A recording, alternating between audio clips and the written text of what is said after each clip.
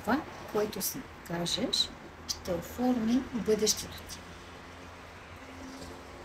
Бъдете внимателни, когато говорите за себе си. Ще вярваш на това, което си казваш достатъчно често. То или ще те повдигне, или ще те събоди. Никога не крий кой си. Не се извинявай кой си и как се чувстваш. Не съжалявай за миналото си, вместо това израсни от него и създай бъдещето си. Живота, който искаш. Винаги търсете истината, без значение как ще изглеждате в очите на другите. Без значение колко подразнени ще бъдат злобните хора. Не забравяйте, че те са като отровни стрели, които се опитват да проникнат в сърцата на другите. Бъдете внимателни.